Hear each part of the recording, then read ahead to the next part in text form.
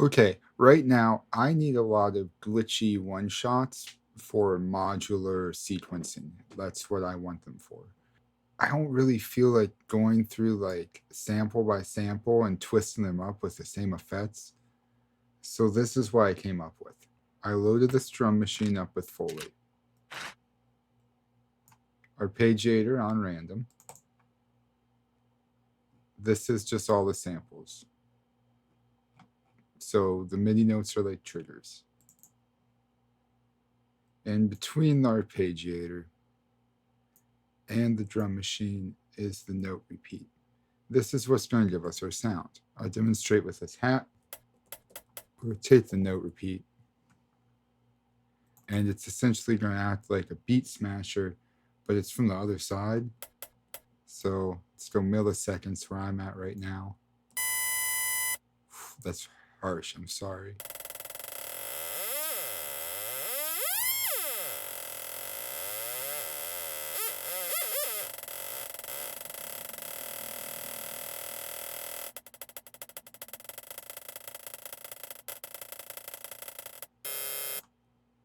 And then you could go something like this.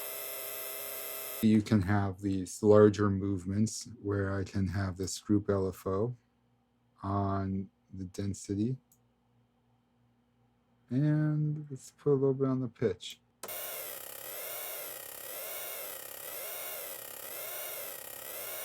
So we're making sounds like that, except we're using one note repeat across all these instruments.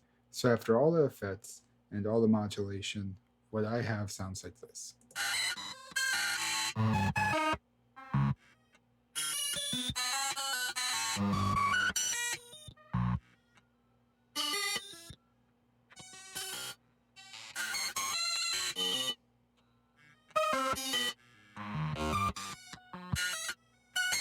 So first I put a random on my note repeat, which is playing milliseconds, because that gives me the largest range of modulation in this window.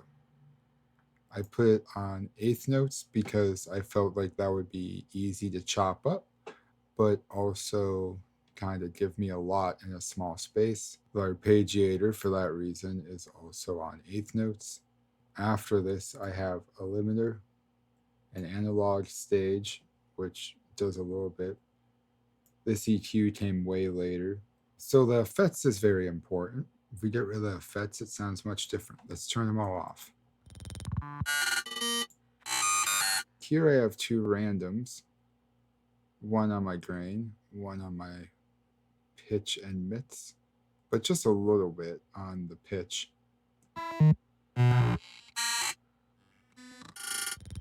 Let's put a little more on.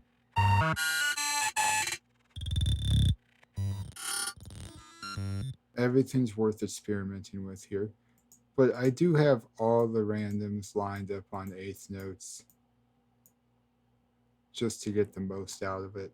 Now, Flanger Plus is my favorite device. You can check out the video I'll put up here if you want to see why. But I have it overridden and I have some dirt added in. And because I have that override on there, the modulation is being controlled by this Wavetable LFO. Now, the Wavetable LFO has these organic wavetables, which are like really cool. They change the timbre of the sound completely. This feels like there's a cello bow being dragged across whatever you put on it. So I put that on there. It's controlling the modulator. This LFO is controlling the wavetable itself. So without, add it in.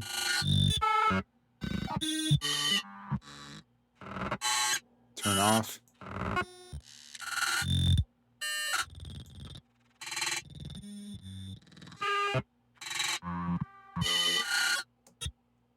Let's change the cello. Flugelhorn.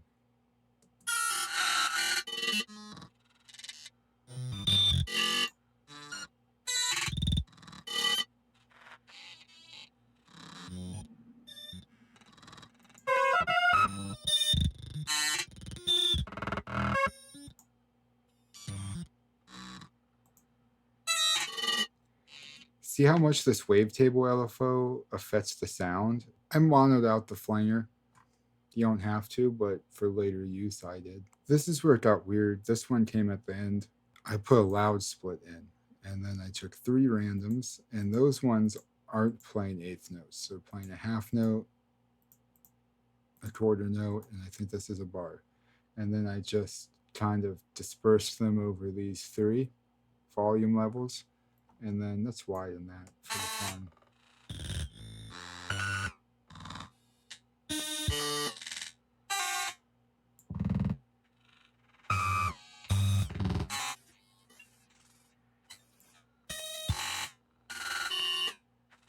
I could put LFOs on these, or I could just go like this with the randoms. It's a different random.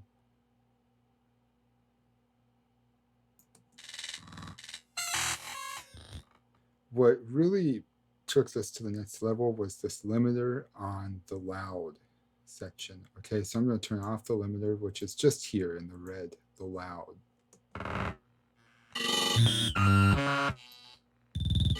I'm going to turn it on.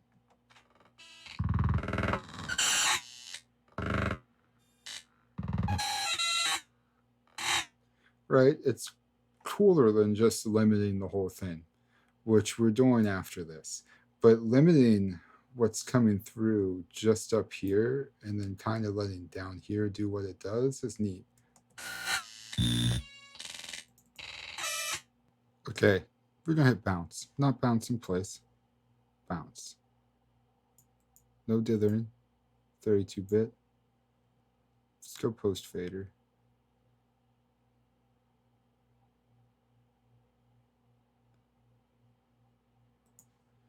And now we have these one shots we can chop up.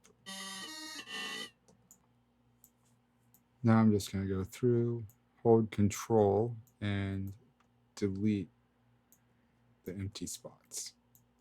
All right, now what I'm going to do is bounce all of these again. Okay, so this bounced out project should be under current project, bounce counts. We just click on it, bounce. Here we go, all the way down here. So we don't want these 2 long ones. We'll take everything here down.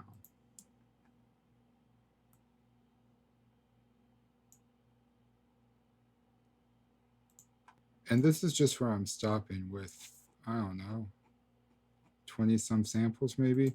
I could do this. And now I have about 3 times as many samples. Okay, why bounce them out again when I could add more variation? So let's go back to my drum machine, go my note repeat, and then here's my random. So listen to how the sound's going to change.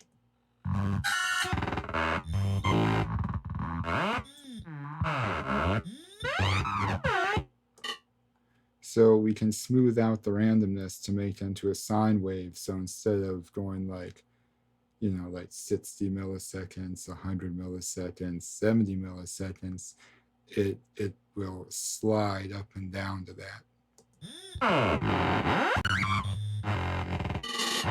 And then we can blend between them. Get another random. Then we'll grab another random. And same thing, we'll tie it to the 8th note.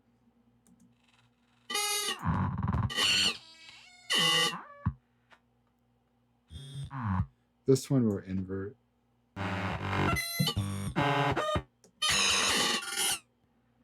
And that's how you can get hundreds of samples from found sounds without having to spend hundreds of hours editing each individual sample. This is an excellent way to make a 128. Oh, I also have this random on the gate length. Okay, that's all. I'll probably have some modular stuff coming next. Like, comment, subscribe, check out the Patreon. If you're interested, I'll put some of these on the Patreon, but I assume you have Bitwig and can do this pretty easily with this video, so maybe I won't.